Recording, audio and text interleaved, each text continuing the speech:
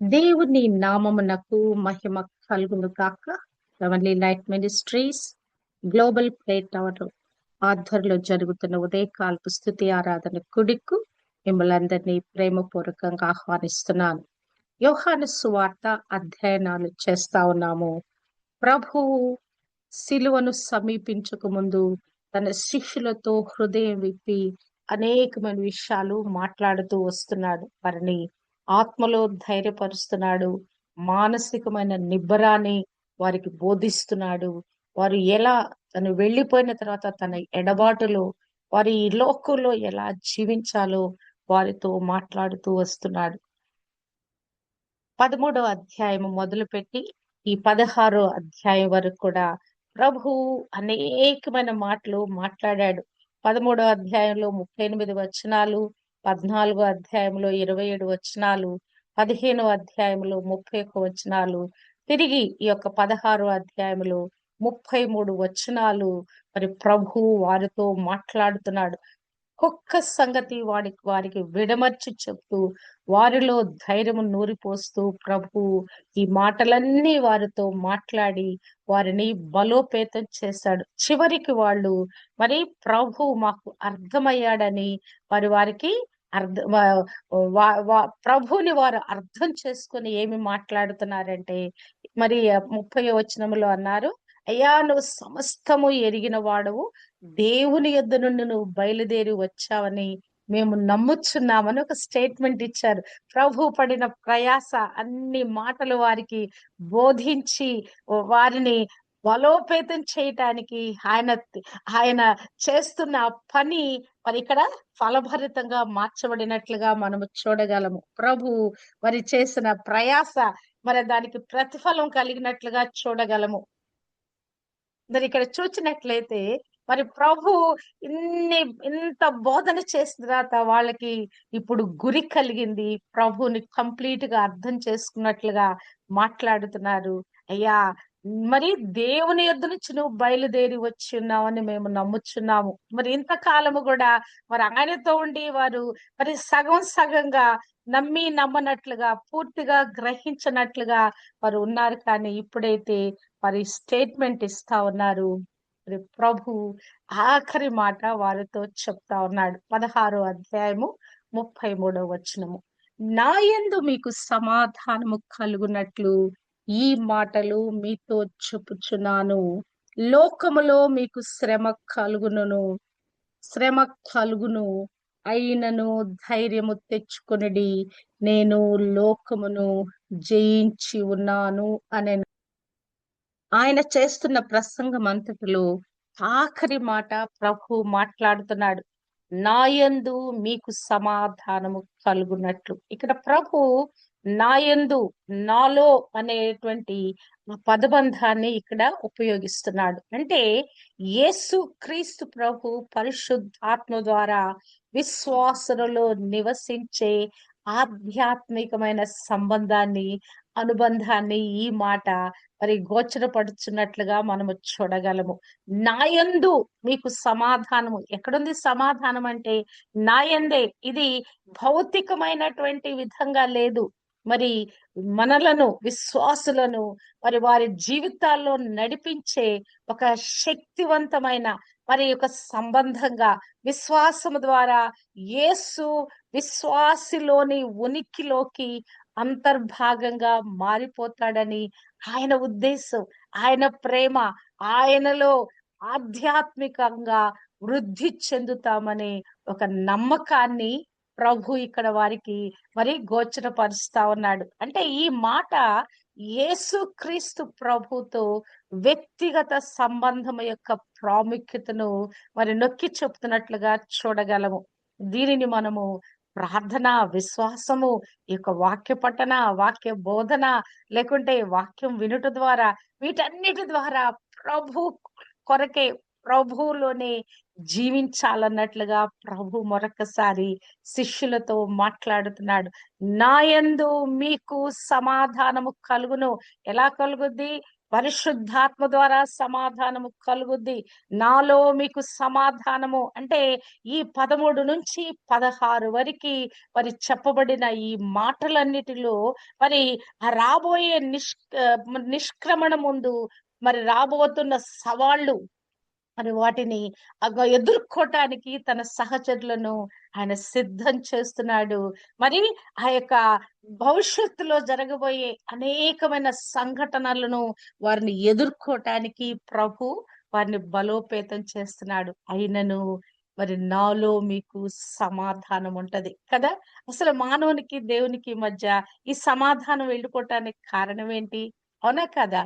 మానవుడికి దేవుడికి మధ్య పాపం అనేటువంటి యొక్క మరి అది పాపము అడ్డుగా నిలిచిపోవటం వల్ల సపరేషన్ వచ్చేసి తిరిగి రికన్సైల్ చేయటానికి నేను వచ్చి ఉన్నానని ప్రభు మరి వారితో మాట్లాడుతున్నాడు.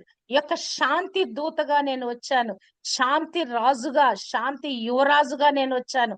9:6 యెషయా గ్రంథంలో రాయబడిన విధంగా మరి ఆయన సమాధాన కర్తయగు అధిపతి అయి ఉన్నాడు, ప్రిన్స్ ఆఫ్ పీస్ అయి ఉన్నాడు. మరి ఆ ప్రభు ఇక్కడ తన యొక్క నా శాంతిని మీకు ఇస్తా ఉన్నాను, మరి మీ హృదయాలను కలవరపడనీయకుడి, మరి నా యందు విశ్వాసం ఉంచడని 14:1 చెప్పిన విధంగా ఇక్కడ ప్రభు వారిని శాంతంతో నింపబడి ఉండండి, సమాధానంతో నింపబడి ఉండండి.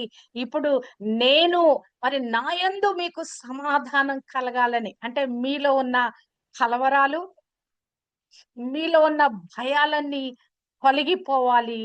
నా శాంతినే మీకు అనుగ్రహించుచున్నాను, లోకమిచ్చినట్లు శాంతి ఇవ్వటం లేదు నేను. మీరిప్పుడు మరి భయపడవద్దు, ధైర్యంగా ఉండనని ఇక్కడ ప్రభు మాట్లాడుతున్నాడు. ఎందుకు మీకు ఈ సమాధానం ఎందుకు గురించి మాట్లాడుతున్నాడు? సమాధానము కలుగునట్లు మీతో మాట్లాడుచున్నాను. దేని గురించి మాట్లాడుతున్నాడంటే, లోకములో మీకు శ్రమ కలుగును. నేను వెళ్ళిపోయిన తర్వాత మీరేమన్నా హ్యాపీగా ఉంటారంటే కాదు, ఖచ్చితంగా మీకు శ్రమలు వస్తాయి. అదే పౌలు భక్తుడు అంటాడు, మరి తిమోతి పత్రికలు అంటాడు, మరి 2 తిమోతి 3:12 అంటాడు, క్రీస్తు యేసునందు సద్భక్తితో బ్రతకనుద్దేశించు వారందరూ కూడా హింస పొందుదురు. హల్లెలూయా! ఎలాగ మారిపోతారట, ఎలాగనే చేయబడతారంట? క్రీస్తు ప్రభును నమ్ముకున్న ప్రతి ఒక్కరును యథార్థంగా, సత్యంగా, నీతిగా, పరిశుద్ధంగా ప్రభు కొరకు జీవిస్తున్నావా?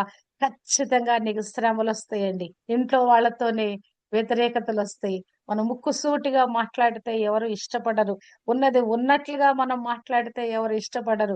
కుండలో బద్దలు కొట్టినట్టు మాట్లాడితే ఈ లోకంలో, కుటుంబంలో కూడా మనం బ్రతకలేము. ఇక్కడ ప్రభు అంటున్నాడు, నువ్వు క్రీస్తు కొరకు, క్రీస్తులో, క్రీస్తు నందు సద్భక్తితో బ్రతకను ఉద్దేశిస్తున్నావా? నీ కంపల్సరీ హింస వచ్చే తీరుతుందని పౌలు భక్తుడు కూడా తిమోతికి రాసిన పత్రికలో అంటున్నాడు. క్రీస్తు ప్రభువే స్వయంగా మరి యొక్క కొండ మీద ప్రసంగంలో చెప్పాడు. మత్తయి సువార్త 5:10-12 వరకు చూస్తే, నీతి నిమిత్తము హింసింపబడేవారు ధన్యులు, నా నిమిత్తము జనులు మిమ్మల్ని నిందించి హింసించి మీ మీద అబద్ధముగా చెడ్డ మాటలెల్లా పలుకున్నప్పుడు మీరు ధన్యులు, వారు మీకు పూర్వమందుండిన ప్రవక్తలను హింసించిది. ఎప్పటి నుంచిందండి హింస అనేది?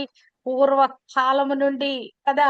మరి అనేక మంది ప్రవక్తలు, ఇర్మియా లాంటి ప్రవక్తలు కదా, దేవుని వర్తమానము తీసుకొచ్చిన, గద్దించి చెప్పిన, మరి కఠినంగా చెప్పిన వారందరినీ కూడా, ప్రవక్తలందరినీ కూడా చంపివేశారు. ఇదిగో నీలో ఏ పొరపాటు ఉందని చెప్పిన వారందరినీ కూడా చంపివేశారు. అయినను మీరు ధైర్యము తెచ్చుకోండి. మీకు హింస కలుగుద్ది, మీకు ఖచ్చితంగా ఈ శ్రమలు మీకు విస్తరిస్తే, అయినను ధైర్యము తెచ్చుకోండి. ప్రభు ఇక్కడ వారిని బలోపేతం చేస్తున్నాడు కదా. ఆత్మలో, మనస్సులో, హృదయంలో వారిని ధైర్యపరుస్తున్నాడు. మరి ఇశ్రాయేలును కూడా దేవుడు మరి ఎంతో ధైర్యపరిచినట్లుగా మనము చూడగలము. వారంతా కనానులోకి ప్రవేశించక ముందు మరి ఇక మోషే వెళ్ళిపోయే దినాలకు వచ్చినప్పుడు మరి ఆ యొక్క మోషే ద్వారా దేవుడు ఆ ద్వితీయోపదేశ కాండములో అనేకమైన ఆఖరి హెచ్చరికలు చేసినప్పుడు మరి ఇక్కడ మోషే కూడా వారితో మాట్లాడుతున్నాడు. నేను మరి మోషే ద్వారా దేవుడు మాట్లాడుతున్న మాట, నేను మీకు ఆజ్ఞాపించిన దానిని బట్టి మీరు వారికి చేయనట్లు యెహోవా నీ చేతికి వారిని అప్పగించును. నిబ్బరము కలిగి ధైర్యముగా ఉండుడి. హల్లెలూయా. ఆఖరి పదాలుగా మరి అక్కడ మోషే ప్రజలతో దేవుని మాటలు చెప్తున్నాడు. ధైర్యంగా ఉండమని చెప్తున్నాడు. అంతేకాదు యెహోషువను పిలిచి మరి ఆ యొక్క ఆ యెహోషువ కూడా మరి ఆ యొక్క ధైర్యపు పలుకులు పలుకుతున్నాడు. ద్వితీయోపదేశ కాండము 31:7 మరియు మోషే యెహోషువను పిలిచి నీవు నిబ్బరము కలిగి ధైర్యముగా ఉండుము. హల్లెలూయా. హల్లెలూయా. మోషే కాదండి, మరి దేవుడు మోషేను యెహోషువను దర్శించి అక్కడ కూడా మరి ఆ మాటలు మాట్లాడుతున్నాడు. మరియు యెహోవా నూను కుమారుడైన యెహోవాకు ఈలాగు యెహోషువకు ఈలాగు సెలవిచ్చెను, నీవు నిబ్బరము కలిగి ధైర్యముగా ఉండుము. హల్లెలూయా. ఇక్కడ మోషే తన మరి ఆ యొక్క గురువైనటువంటి మరి ఆ మోషే మాట్లాడుతున్నాడు, ధైర్యపరుస్తున్నాడు. ఇక్కడ దేవాది దేవుడు కూడా యెహోషువను బయలుపరుస్తున్నాడు. యెహోషువ 1:6 ఒకటో అధ్యాయంలో చూస్తే గనక ప్రభువు దాదాపుగా 3 సార్లు నువ్వు ధైర్యంగుండని మరొకసారి మాట్లాడుతున్నాడు. 1:6 నిన్ను విడువను, నిన్ను ఎడబాయను, నిబ్బరము కలిగి ధైర్యముగా ఉండుము. 1:7 నీవు నిబ్బరము కలిగి జాగ్రత్త పడి బహు ధైర్యముగా నుండి. 1:9 నేను నీకు ఆజ్ఞ ఇచ్చున్నాను కదా, నిబ్బరము కలిగి ధైర్యముగా ఉండుము. హల్లెలూయా. అంటే ఒక నాయకుడు వెళ్ళిపోయి మరొక నాయకుడు మరి ఆ యొక్క పని చేపట్టటానికి కూడా కదా, అంత పెద్ద సైన్యము, 30 లక్షల మంది ప్రజలు కదా, 6 లక్షల మంది కాల్బలము, మరి అంతమందిని ఇప్పుడు మోషే బాధ్యతకు వచ్చేసింది. ఎంతమందిని నడిపించాలి. అంతేకాదు మరొక బాధ్యత, కనానుని ఆ యొక్క మరి వాగ్దాన దేశాన్ని అతను వారికి స్వతంత్రింప చేయాలి కదా. నేచురల్ గా భయం కలుగుద్ది కదా. మన ఎదుట ఒక టాస్క్ ఉన్నప్పుడు దాన్ని మనం మరి ఆ దానిలోకి మనం వెళ్ళే కొద్దీ మనకి ధైర్యం కావాలండి. ఒక పనిని కంప్లీట్ చేయాలంటే మనకు కలుగుతున్నటువంటి శ్రమలు, ఈ పోరాటాల్లో దాన్ని అచీవ్ చేయాలంటే ధైర్యము గల ఆత్మ మనలో లేకపోతే మనం ముందు కొనసాగలేమండి. ఆ ధైర్యము, దేవుడిచ్చే ఆ ధైర్యము, ఆ ఫోర్స్ మనల్ని ముందుకు నడిపింప చేస్తది. అంతేకాదు మనకు అనేకమైన సార్లు అనారోగ్యాలు, మరి అనేకమైన శ్రమలు కలిగినప్పుడు కూడా మనము ధైర్యము తెచ్చుకోవాలి. ఇక్కడ మరి ఒక గుడ్డివాడున్నాడు. మరి ప్రభు యెరికో పట్టణానికి వచ్చాడంట. మరి ఆయన బహు శిష్యులతో జన సమూహంలో నుండి వెళ్తా ఉన్నాడంట. ఆయన యెరికో నుండి బయలుదేరి వెళ్తా ఉన్నాడంట. అక్కడ తీమయ కుమారుడగు బర్తిమయ అనే గుడ్డి భిక్షకుడు పక్కన కూర్చున్నాడంట. అతను కేకలు వేయటం మొదలు పెడితే అక్కడ ప్రభు ఆ కేకలు విని మరి ఆ యొక్క ఆగిపోయాడు. ఆగిపోయినప్పుడు అక్కడ పక్కనున్న వారు ఏమంటున్నారంటే, అతనేమో దావీదు కుమారుడా నన్ను కరుణించు అంటే ప్రభు ఆగిపోయాడు. అప్పుడు వాడిని పిలవమని చెప్పినప్పుడు ఆ గుడ్డివానితో వాళ్ళు ఏం చెప్తున్నారంటే, వారు ఆ గుడ్డివానిని పిలిచి ధైర్యము తెచ్చుకొనుము, ఆయన నిన్ను పిలుచుచున్నాడు లెమ్మని వానితో చెప్పిరి. హల్లెలూయా.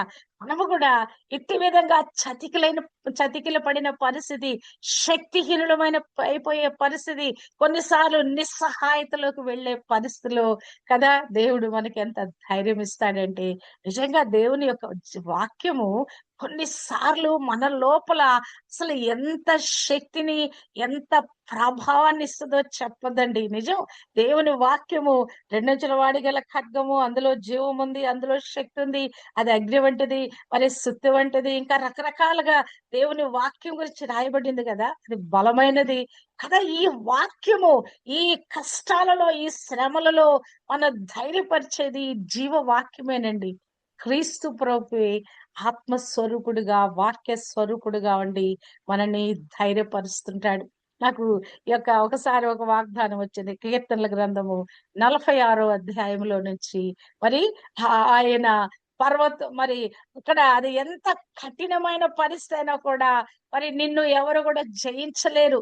మన దేవుడు మనకు ఆశ్రయము దుర్గమునై ఉన్నాడు. హల్లెలూయా. ఆపత్కాలములో ఆయన నమ్ముకొనదగిన సహాయకుడు. భూమి మార్పు నొందిన నడి సముద్రములో పర్వతాలు మునిగిపోయిన వాటి జలములు ఘోషించుచు నురుగు కట్టిన ఆ పొంగునకు పర్వతములు కదిలినా కూడా మనము భయపడము. హల్లెలూయా కదా. ప్రభు మన తోడై ఉంటుండగా మనం భయపడాల్సిన పరిస్థితి లేదండి. ఇక్కడ శిష్యులు కూడా దేవుడు అదే బలోపేతం చేస్తున్నాడు. ప్రభు వారితో మాట్లాడి, మీరు ధైర్యంగా ఉండండి, మీకు శ్రమలు కలుగుతాయి, ఖచ్చితంగా శ్రమలు కలుగుతాయి. మరి పచ్చి మానుగైనా నాకే ఇలా చేశారు, ఎండిన మాను లాంటి మిమ్మల్ని కూడా వారు వదిలిపెట్టరు. మిమ్మల్ని సభలకి ఈడ్చుకుపోయే దినం, మిమ్మల్ని చంపివేసే దినం మరి రాబోతుంది. కనుక మీరు ధైర్యము తెచ్చుకోండి. ఎందుకు తెచ్చుకోవాలో తెలుసా?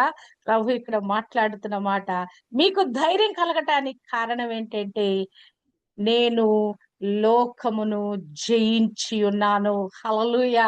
మనకు ధైర్యం ఎక్కడి నుంచి కలుగుతుందండి?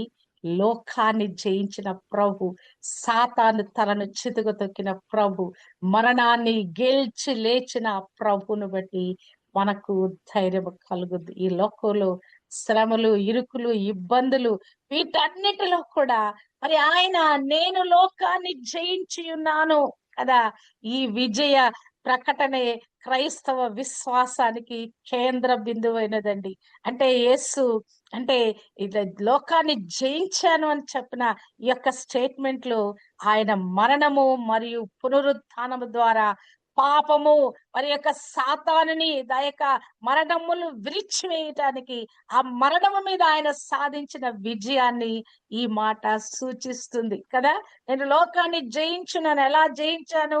ఆదికాండం 3:15లో పలకబడిన మాట, ఆయన నిన్ను మరి నీ తల చితక తొక్కును, నువ్వు ఆయన మడం మీద కొడతావు గాని ఆయన నిన్ను నీ తలను చితక తొక్కును. హల్లెలూయా కదా. అది అది అక్షరాల నెరవేర్చబడే ఆ గడియలు వచ్చి ఉన్నాయని ప్రభు ఇక్కడ మాట్లాడుతున్నట్లుగా మనం చూడగలం. అంటే క్రీస్తులో మనకి ఎంత విజయం ఉందంటే ఆయన జయించి ఉన్నాడు. మరి పౌలు భక్తుడు రోమా 8:37లో అంటాడు, అయినను మనల్ని ప్రేమించిన వాని ద్వారా మనము వీటన్నిటిలో అత్యధిక విజయము పొందుచున్నాము. శ్రమలున్నాయని కుంగిపోతున్నారా? శ్రమలున్నాయని ఏమన్నా అవిశ్వాస పడుతున్నారా? దుఃఖపడుతున్నారా? కాదండి. అవన్నీ శ్రమల గుండా మనం వెళ్తుంటుండగా అన్నిటిలో మనకు అత్యధికమైన విజయము, కొంచెము కాదు, ఒక్క విషయంలోనే కాదు, అన్నిటిలో అత్యధికమైన విజయము మనకు అనుగ్రహింప చేస్తా ఉన్నాడు. ఎందుకు? ఆయన లోకాన్ని జయించున్నాడు, సమస్తాన్ని జయించున్న దేవుడు గనక, ఆయన యందు మనం ఉన్నాము గనక మీకు సమాధానము కలుగును, మీకు లోకంలో శ్రమ కలుగును, అయినను నేను లోకాన్ని జయించున్నానని ఇక్కడ మాట్లాడుతున్నా. ఇక క్రైస్తవ యొక్క శిష్యులందరూ ఎలా జయించారంటే, ప్రకటన మరి 12:11లో వారు గొర్రె పిల్ల రక్తమును బట్టి తామిచ్చిన సాక్ష్యమును బట్టి ఆ దుష్టుడైన సాతానుని జయించి ఉన్నారు. మరణము వరకు తమ ప్రాణములను వారు ప్రేమించిన వారు కాదు. వారి యొక్క విజయం ఎక్కడుందంటే ప్రభు గురించి ఇచ్చిన సాక్ష్యము కదా. ఇదిగో యేసును మీరు సిలువ వేసి చంపారు. పేతురు మాట్లాడుతున్నాడు. ఆ యొక్క 120 మంది మేడగదిలో ఆత్మ విస్ఫోటన పొందుకున్న తర్వాత ఇక ఆయనలో ఒక గొప్ప ధైర్యం వచ్చింది. పరిశుద్ధాత్మతో నింపబడిన వాడై మాట్లాడుతున్నాడు, మీరే యేసును సిలువ వేశారు, ఎదుగో ఆయన తిరిగి లేచి ఉన్నాడు, ఆయన పునరుద్ధానానికి మేము సాక్షులమై ఉన్నామని ఆయనకి ధైర్యంగా మాట్లాడటం మొదలు పెట్టాడు. ఇక్కడి నుంచి మనకి ధైర్యం కలుగుతుందండి. పరిశుద్ధాత్మ దేవునితో మనము నింపబడే కొలది ఆ యొక్క శ్రమలను తట్టుకునే శక్తి, సామర్థ్యం వస్తుంది. వాటినన్నిటినీ జయించగల కృప మనం పొందుకుంటాము. అంతేకాదు, మనము దేనిని ఇక లెక్క చేయము. ఈ లోకంలో శ్రమలను మనము లెక్క చేయము. ఇక్కడ అంటున్నాడు, తామిచ్చిన సాక్ష్యాన్ని బట్టి, గొర్రెపిల్ల యొక్క రక్తాన్ని బట్టి వారు జయించి ఉన్నారు. హల్లెలూయా. నీవు నేను కూడా జయించిన వరుసలోకి రావాలంటే ప్రభు మేళను తలపోసుకుంటూ సాక్ష్యం చెప్పాలండి. పొందుకున్న మేలును మనలోనే పెట్టుకోకూడదు. ఇంట్లో వాళ్ళకి చెప్పాలి. మరి పక్కనున్న ఇరుగు పొరుగు వారికి చెప్పాలి. సంఘంలో, సమాజంలో చెప్పాలి. ఇక్కడ మరి యోహాను భక్తుడు పత్రికల్లో రాస్తాడు ఈ జయించే దాని గురించి. మనం ఎలాగునే జయించిన వారం అనే మాటలు అసలు ఎంత అద్భుతంగా ఉన్నాయి ఇక్కడ. అంటే 1 యోహాను 5:4లో 4:5లో దేవుని మూలముగా పుట్టిన వారందరూ లోకమును జయించుదురు. లోకమును జయించిన విజయము మన విశ్వాసమే. హల్లెలూయా! ఇక్కడ ఒక స్టేట్మెంట్ ఇస్తున్నాడు యోహాను. ప్రభు చెప్పిన ఈ మాటల లోతుల్లోకి వెళ్ళాడు. అయినను నేను లోకమును జయించి ఉన్నానని ప్రభు చెప్పిన మాటలు తన జీవితానికి అప్లై చేసుకుంటూ ఇక్కడ యోహాను భక్తుడు చెప్తున్నాడు. దేవుని మూలముగా పుట్టిన వారందరూ, నువ్వు దేవునిలో పుట్టి ఉన్నావా? క్రీస్తు బీజం నీలో వెత్తబడిందా? క్రీస్తులో నువ్వు వర్ధిల్లుతున్నావా? ఆయన వాక్యం నీలో సమృద్ధిగా నివసిస్తుందా? నువ్వు ఆత్మతో అభిషేకింపబడుతున్నావా? నువ్వు దేవుని మూలంగా పుట్టి ఉంటే లోకాన్ని జయించిన వాడు, ఈ లోకమే కాదు నీ శరీరాన్ని, సాతానుని కదా, ఈ లోక పద్ధతులను ఏమేమి ఎదుర్కోలుందో వాటన్నిటినీ జయించిన వాడవు. ఎలా నీకు జయము కలుగుతుందో తెలుసా? లోకమును జయించిన విజయము మన విశ్వాసమే. ఈ విశ్వాస యాత్రలో మనము కొనసాగుతుంటుండగా ఈ విశ్వాసమే మన ఏం చేస్తుందంటే విజయ పదములోకి నడిపిస్తా ఉన్నది. మరొకటి ఎలా జయించుతున్నామంటే మరి యేసు దేవుని కుమారుడని నమ్మువాడు తప్ప లోకమును జయించువాడు మరి ఎవడు? ఏంటి? ప్రభుని మనం అర్థం చేసుకున్నాం. ఆయన దేవుని యుద్ధ నుంచి బయలుదేరి వచ్చిన వాడు, దేవుని కుమారుడై ఉన్నాడని మరి మరి ఎప్పుడైతే మనం గ్రహించామో, ఎప్పుడైతే నమ్మామో అదే మన విజయం అండి. ఈ లోకాన్ని మనము జయించామంటే అర్థం ఏంటంటే క్రీస్తు ప్రభుని లోకం అంగీకరించట్లా. ఆయన పరలోకం నుంచి దిగి వచ్చిన దేవుడు, దేవుని కుమారుడిని అంగీకరించట్లా. ఆ దినములో ఉన్న యూదులు అంగీకరించలేదు. తర్వాత శిష్యులు కూడా సందేహపడ్డారు.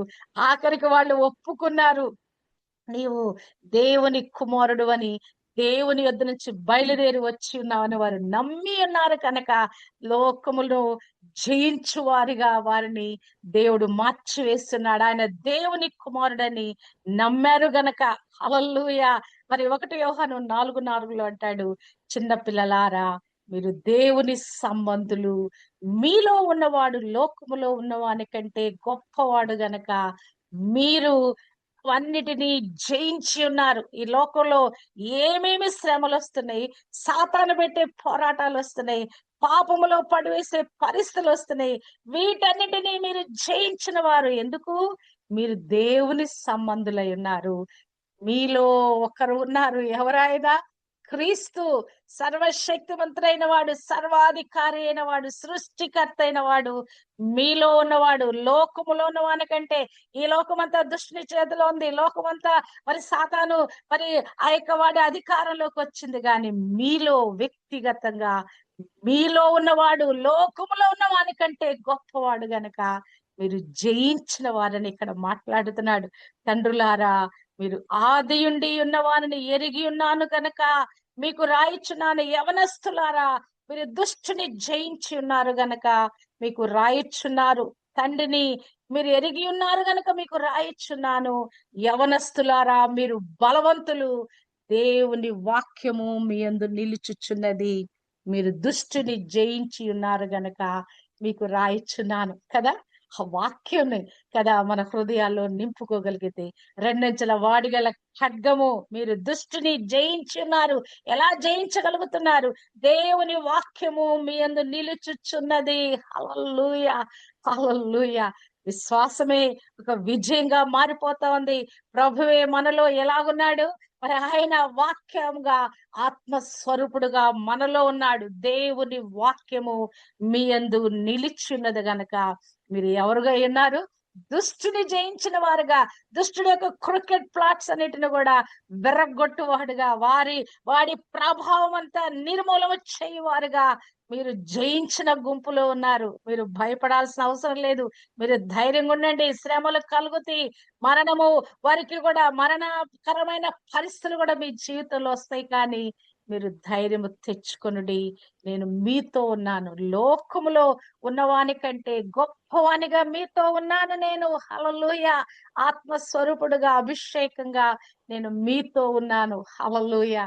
మరణమైన, శ్రమైన, ఖడ్గమైన, అసలు అది ఎటువంటిదైనా కూడా అసలు ఆ దేవుని ప్రేమలోంచి మనల్ని ఎడబాపదు.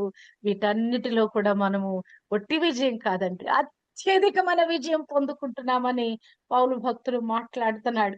యోహాను భక్తుడు రాస్తున్నాడు. హల్లెలూయా. మరి ఇశ్రాయేలీయులతో, మరి యెహోషువతో మాట్లాడిన మాటలే కాదు, నీతో నాతో కూడా మాట్లాడుతున్నాడు. ఆ యొక్క భర్తమయి ఆ గుడ్డివాడితో మాట్లాడిన మాటలు దేవుడు మనతో మాట్లాడుతున్నాడు. శిష్యులతో స్వయంగా పలికిన పలుకులు యేసుక్రీస్తు ప్రభు ఉదయకాలము నీతో నాతో మాట్లాడుతున్నాడు. మరి రెండో కొరింథీ 2:14 మరి పౌలు భక్తుడు ఒక శ్రేష్టమైన మాట అంటున్నాడు. మా ద్వారా ప్రతి స్థలమందును క్రీస్తును గూర్చిన జ్ఞానం యొక్క సువాసనను కనపరచుచు ఆయన యందు మమ్మను ఎల్లప్పుడూ విజయోత్సవముతో ఊరేగించుచున్న దేవునికి స్తోత్రము. హల్లెలూయా. అసలు పౌలు ఎన్ని శ్రమలు పడ్డాడండి. రెండో కొరింథీలో చూస్తే 12లోనో 13లోనో అసలు వలస పెట్టి కనీసం 15 రకాలైన శ్రమల గురించి ఆయన చెప్తాడు కదా. కానీ మమ్మల్ని ఎల్లప్పుడూ విజయోత్సవముతో ఊరేగిస్తున్నాడంట దేవాది దేవుడు. దేవుడు క్రీస్తు ప్రభు లోకాన్ని జయించున్నానని చెప్తున్నాడు. నీకు నాకు కూడా అదే విజయం అనుగ్రహింప చేస్తున్నాడు. క్రీస్తు పడిన శ్రమ చిన్న శ్రమ అండి, మామూలు శ్రమ, శిలువ శ్రమ, మామూలు శ్రమ, శరీరం అంతా ఛిద్రమైపోయినట్లుగా ఆఖరి రక్త బొట్టు వరకు బయటికి వచ్చినట్లుగా ఆయన కొట్టబడ్డాడు. ఆయనకు తగిన దెబ్బలు, ఆ గాయాలు, అవమానాలు, నిందలు కదా. ఆయన శరీరం అంతా కూడా అణువణువు కూడా నీ నిమిత్తము, నా నిమిత్తము, నీకు బదులుగా, నాకు బదులుగా నలగగొట్టబడిందండి. ఆయన వ్యసనాక్రాంతుడుగా, చూడనొల్లని వాడుగా, స్వరూపము సొగసు లేని వాడుగా మార్చబడ్డాడు. ఆయన చేసిన బలియాగము, ఆయన చేసిన త్యాగములో నుంచి, ఆయన శ్రమలను సహించి మరణించి తిరిగి లేచుట ద్వారా, పునరుద్ధానుడుగా లేచుట ద్వారా, సాతాను తలను చితుకు తొక్కుట ద్వారా, ఆ మరణములను విరిచివేయుచుట ద్వారా ఆయన విజయ వీరుడుగా ఉన్నాడు. గెలుపొందిన వాడుగా ఉన్నాడు. ఆయన జయించిన వాడుగా ఉన్నాడు. నీకు నాకు కూడా అదే విజయము, అదే జయము. ఇక్కడ అంటున్నాడు, విజయోత్సవముతో దేవుడు మమ్మల్ని ఊరేగిస్తున్నాడు. హల్లెలూయా. ప్రతి స్థలమందు కూడా మమ్మల్ని ఊరేగిస్తున్నాడు. 2 కొరింథీ 4:7 అయినను మా బలాధిక్యము మామూలమనేది కాక దేవుని దయుండునట్లు ఈ మంటి ఘటములలో ఈ మహిమైశ్వరము కలదు. ఏంటి మహిమైశ్వరము? క్రీస్తు అభిషేకము, క్రీస్తు శక్తి, క్రీస్తు ప్రభావము, క్రీస్తు యొక్క మహిమ మాలో నింపబడి ఉన్నది. హల్లెలూయా. మేము క్రీస్తు ఒకటైపోయి ఉన్నాము. హల్లెలూయా. మరి 2 కొరింథీ 12:9 మరి పౌలుకు పాపం బలహీనత కలిగిందంట. చాలా అనారోగ్యం అంటారు. మరి చాలా అసలు ఆయన భరించలేనట్టు విధంగా 3 సార్లు దేవుని దగ్గర అడిగాడంట, వేడుకున్నాడంట. ఆయన ప్రభు అన్నాడంట, నా కృప నీకు చాలును, బలహీనత యందు నా శక్తి పరిపూర్ణమవుతుందని పౌలుతో చెప్పాడట దేవుడు. చాలు, పర్వాలేదు, నీకు శ్రమ ఉందా, అయినా సరే ఓర్చుకో, నేనున్నాను, నీకు తోడున్నాను, నీ బలహీనత యందు నా శక్తి పరిపూర్ణమవుచున్నది, నా కృప నీకు చాలును. చాలా సార్లు శ్రమలు మనలోంచి వెళ్ళిపోవండి, మన జీవితాన్ని విడిచిపెట్టవు. కానీ మనలో ఆ నిబ్బర శక్తి వస్తుంది. ఆ ఓర్చుకునే ఆ కృప మనం పొందుకుంటాము. ఆ పరిస్థితిలో ఉండి కూడా మనం ధైర్యంగా ముందుకు కొనసాగిపోతాం. మరి యొక్క పౌలు అనుభవంలోకి దేవుడు మనల్ని తోడుకొని వెళ్తాడు. చాలు, నా కృప నీకు చాలు, ఆ శ్రమ నేను తీసివేయను, ఆ శ్రమ గుండా నువ్వు వెళ్లాల్సిందే, అయినను నేను నీతోనే ఉంటానని ప్రభు పౌలుతో చేసిన వాగ్దానము మనతో కూడా చేస్తున్నాడు. క్రీస్తు శక్తి నా మీద నిలిచిండు నిమిత్తము విశేషముగా నా బలహీనత యందే బహు సంతోషముగా అతిశయపడుదును. క్రీస్తులో నువ్వు నివసిస్తున్నావా? సద్భక్తితో నివసిస్తున్నావా? నీకు శ్రమలు విస్తరిస్తాయి, నీకు శ్రమలు కలుగుతాయి. అయినను వీటన్నిటిలో అత్యధికమైన విజయము, ఇది శరీర బాధ అయినా కూడా అందులో అత్యధికమైన విజయము. నేను లోకమును జయించున్నాను. ధైర్యం తెచ్చుకునండి. మీరు ధైర్యంగా జీవించండి. ఎక్కడ మీరు పిరికివారుగా ఉండటానికి వీలు లేదు. ఎవరు ఆ యొక్క పరలోక రాజ్యానికి వెళ్ళని గుంపు ఎవరంటే, మొట్టమొదటి గుంపు అవిశ్వాసులు, రెండవ గుంపు పిరికివారు. ఈ పిరికితనం అనేది మనలోంచి వెళ్ళిపోవాలి. ఆయన మనకు గొప్ప సమాధానానికి అధిపతిగా, సమాధానకర్తగా, అధిపతిగా మనలో నివసిస్తున్నాడు ఆయన. మనలో ధైర్యపరుస్తున్నాడు. ఆయన మనలోనే జీవిస్తున్నాడు కదా! ఆయన మరి మీరు మీలో ఆయన వాక్యముగా నివసిస్తున్నాడు గనక మీరు ధైర్యంగా ఉండండి. ఆయన మీలో ఉన్నాడు గనక మీరు దుష్టుని జయించిన వారుగా ఉన్నారని మరి యోహాను చెప్పిన మాటలు, పౌలు చెప్పిన మాటలు, క్రీస్తు ప్రభు స్వయంగా శిష్యులతో చెప్పిన మాటలు మనతో కూడా మాట్లాడుతున్నాడు. నా యందు మీకు సమాధానము కలుగునట్లు ఈ మాటలు మీతో చెప్పుచున్నాను. లోకములో మీకు శ్రమ కలుగును, అయినను ధైర్యము తెచ్చుకొనుడి, నేను లోకమును జయించి ఉన్నాను. హల్లెలూయా! ప్రభువు జయించిన వరుసలో ఉన్నాడు. ఆయన వెనక శిష్యులందరూ కూడా జయించిన వరుసలో ఉన్నారు. 2025 సంవత్సరం నుంచి ప్రభువులో శ్రమ పడుతూనే విజయ వీరులుగా అత్యధిక విజయం పొందుకున్న వారు మరి మన ముందున్నారు. వారి విశ్వాసంలో నుంచి ప్రభు మనతో మాట్లాడుతున్నాడు. మనము కూడా జయించిన వారమే. మన వెనకున్న వాళ్ళు కూడా మన బోధనల ద్వారా వారు కూడా జయించిన వారే. హల్లెలూయా! క్రీస్తు వాక్యము మనలో సమృద్ధిగా నివసించినప్పుడు, పరిశుద్ధాత్మ అభిషేకం ద్వారా మనం నింపబడుతున్నప్పుడు, పొంగి పొరలు పాత్రలుగా మనం చేయబడినప్పుడు ఈ యొక్క లోకంలో ఉన్న శ్రమలు జయించుట చాలా సింపుల్ అండి. చాలా ఈజీ అయిపోద్ది.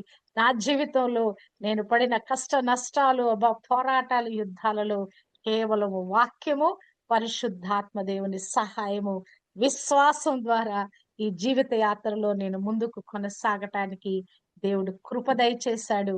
విజయ వీరురాలి వరుసలో నన్ను ఉంచాడు. మరి వాక్యం వింటున్న మీరందరినీ కూడా అట్టి విధమైన విజయ పదంలో ప్రభు నడిపించును గాక. విజయ వీరుల వరుసలో మిమ్మల్ని కూడా ప్రభు ఉంచును గాక. దేవునికి మహిమ కలుగును గాక. ఆమేన్.